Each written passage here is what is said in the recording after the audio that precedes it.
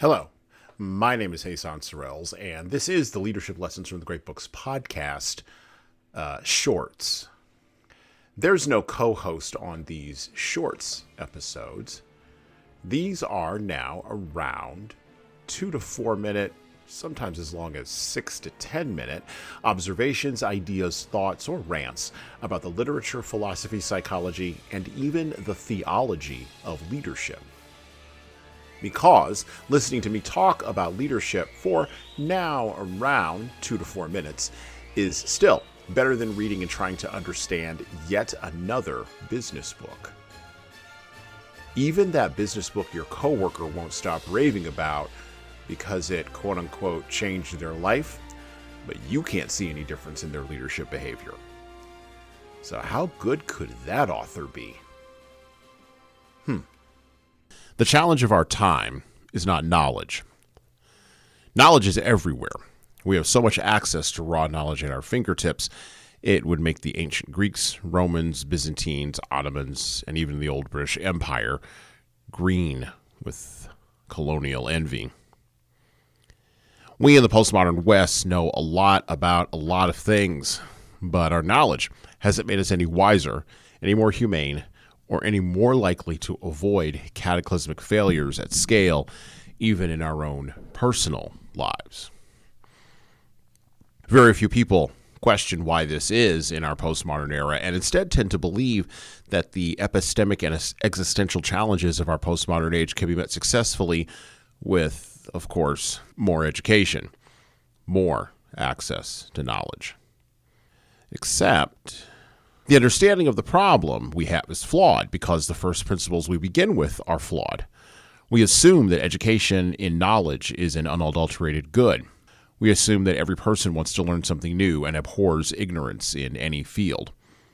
We assume that more access to knowledge will bring with it more appreciation for specialization and an elevation in social and economic status, continuing endlessly up and to the right in an ever-heightening J-curve of progress. We in the West hold these truths, and for us they are self-evident. But the hubris really kicks in when we globalize the assumptions and attempt to go to other cultures with them. But enough has been said about the hubris of presuming the quote-unquote end of history by writers and commenters better than me for the last 25 years. The challenge of our time in the West in general, and in America in particular, lies at the intersection between weights. The weight of attained knowledge, the weight of formal education, and the weight of time and experience. We misunderstand how to value time and experience.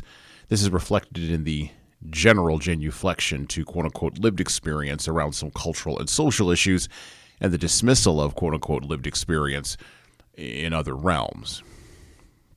We overvalue the signals of knowledge, such as credentialing, social status, and verbal cognition, and we equally undervalue missing credentials, absent social status, and reticence towards overweening elocution.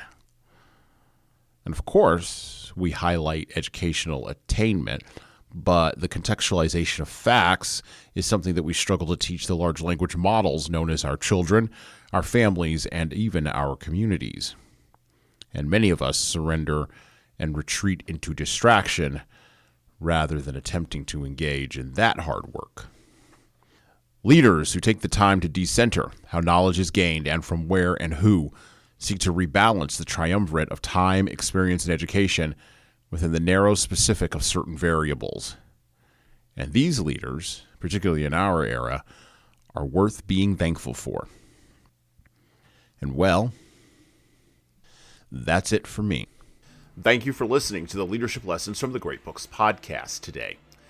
And now that you've made it this far, you should subscribe to the audio version of this show on all the major podcast players, including Apple iTunes, Spotify, YouTube Music, and everywhere else where podcasts are available.